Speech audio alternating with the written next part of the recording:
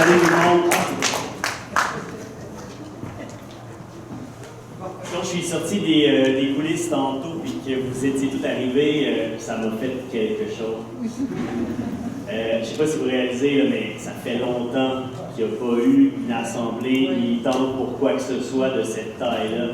Ça fait depuis avant la pandémie. Probablement que la dernière, c'était contre le troisième.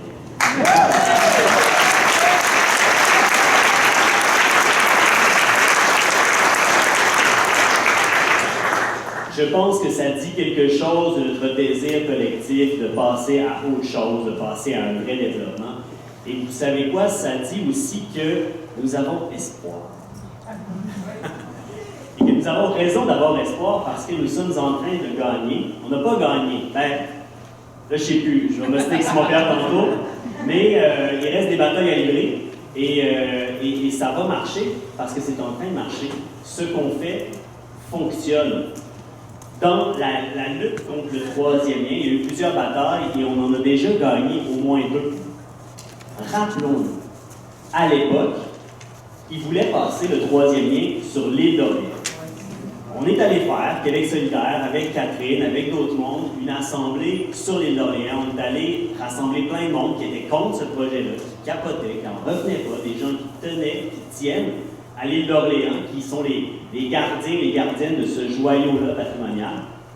Et puis, on a discuté de comment on pouvait faire pour faire en sorte que ça ne passe pas là, que ça ne passe pas, mais c'est encore moins là qu'ailleurs. Et finalement, après ça, on a continué, on a véhiculé l'information. On a fait un gros rassemblement au cœur de Saint-Roch, il y avait plus de 300 personnes, au d'Auteuil. Et les gens de l'île d'Orléans sont venus demander la solidarité des gens du centre-ville pour dire « Hey, ça passe pas au centre-ville, là, mais quand même, ils vont finir par se ramasser chez vous à demander les voitures, puis vous aimez ça venir cueillir des pommes, fait que pourquoi qu'on ne fait pas un deal, on va se soutenir dans la lutte contre le troisième lien, et ça a marché parce que ça ne passera pas sur l'île d'Orléans. »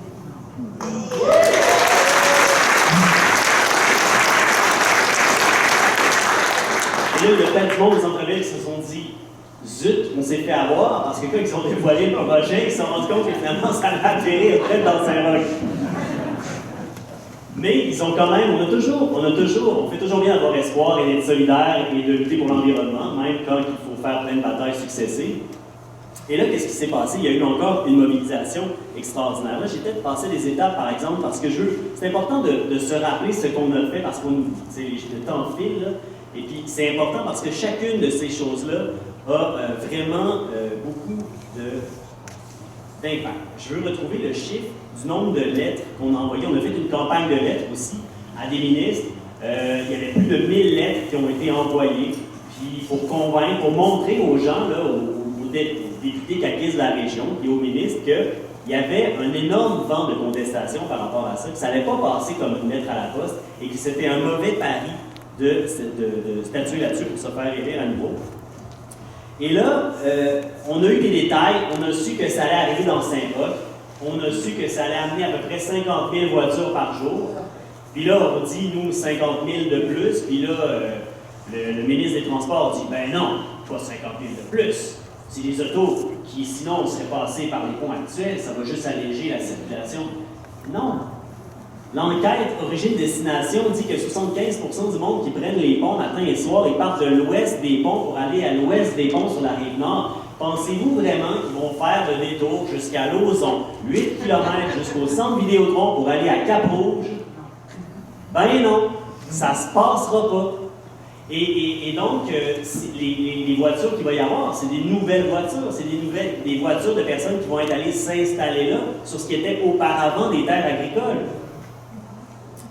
Vous devriez, ça serait le fun si vous étiez là. Ça serait vraiment le fun si vous étiez là, dans les périodes de questions, quand on pose des questions sur le troisième lien, à voir ce que les gens nous répondent. Et c'est pour un ancien prof de philo, là, ça fait mal au cœur.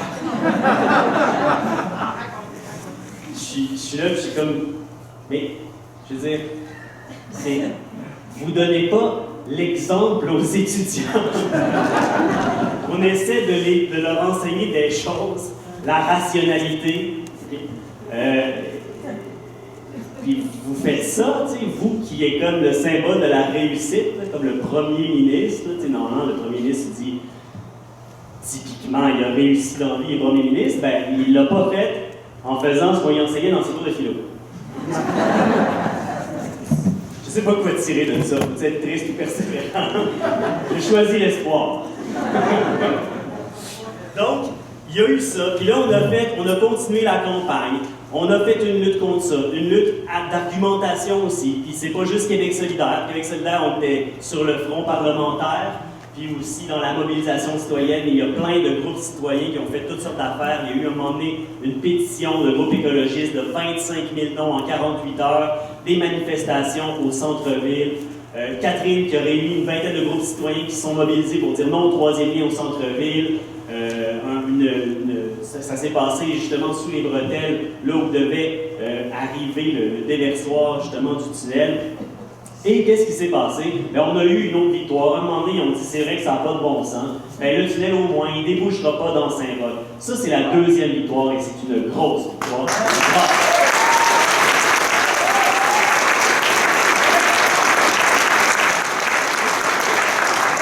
Et c'est tellement gênant là, que vous savez quoi, il y a... Là, ça c'est deux grosses victoires, là, parce que c'est... Mais je vais vous parler de deux petites victoires. En fait, il n'y a pas de petites victoires, mais en tout cas, elles ne sont pas du même ordre. Mais je vais vous en parler car récemment, dans une suite à une question posée par Gabriel Nadeau-Dubois en chambre au premier ministre, il a réussi à faire dire à François Legault que arrêtez donc, là, pourquoi est-ce qu'il faut toujours qu'on parle des affaires, le troisième lien, qui ne sont pas en droite ligne avec nos objectifs, en parenthèse, écologistes? Donc, on a réussi à obtenir l'aveu du premier ministre que le troisième lien, ce n'est pas en lien avec les objectifs environnementaux du gouvernement. Pourtant, il l'avait peint en vert sur le PowerPoint. C'est un tunnel vert. Ça, c'est tellement... Mais... il y a quelqu'un dans cette équipe-là qui a un doctorat en éco-blanchiment, c'est sûr. Nous faire passer des affaires comme ça, mais ce qui est intéressant, c'est que c'est de l'éco-blanchiment qui passe de moins en moins. Tu sais, quand tu essaies de dire, là, quand ils se sont rendus compte que le troisième lien, ça fléchissait, hein, avant c'était comme 80% d'appui, ça a descendu à 50%, et ils se sont dit, oh, OK, on va changer nos méthodes de sondage, on va interroger du monde plus au sud, puis on va les interroger, pas juste sur le tunnel, on va les interroger sur un gros projet qui inclut le tramway. Ils ont fait comme moi quand j'essaie de faire manger des céréales à ma fille et que je les mets dans de la compote de pommes. Ça marchait au début. Donc, ça, c'est une victoire. Et l'autre victoire que je trouve vraiment intéressante, deux petites victoires, c'est que pendant tout leur voyage à la COP, là, bien, on a réussi à leur faire parler de troisième lien, puis à disons, adoucir le tintement de leur maudit pétage de bretelles faites sur le dos des années 60 au Québec.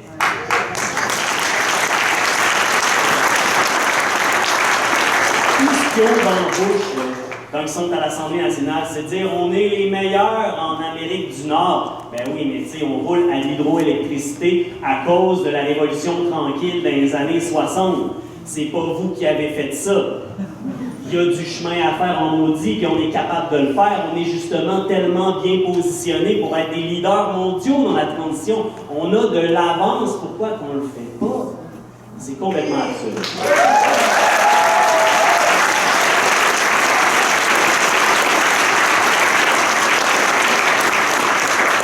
Une autre petite victoire, mais celle-là, c'est la victoire à Régis Laborde, vendredi dernier, quand il a sorti son cri du cœur. Sa lettre de 8 pages, il ne l'a pas improvisé, je peux vous le dire. J'aimerais voir sur son document Word la première date de modification.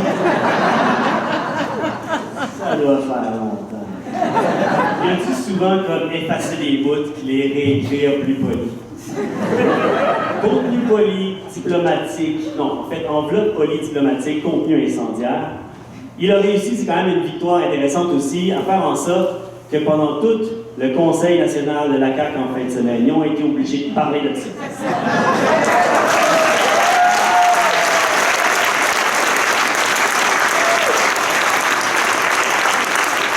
Ça paraissait qu'il n'était pas de bonne humeur.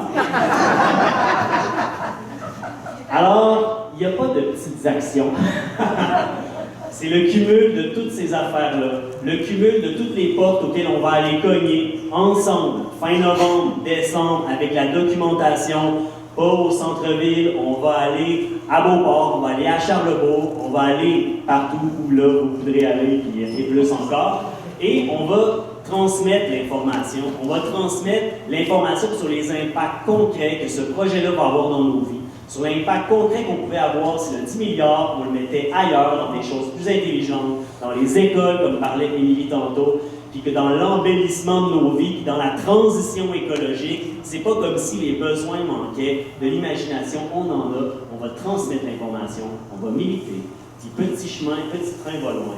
Avec des petites actions comme ça, on a déjà des victoires, on va en avoir, on va gagner. Merci tout le monde.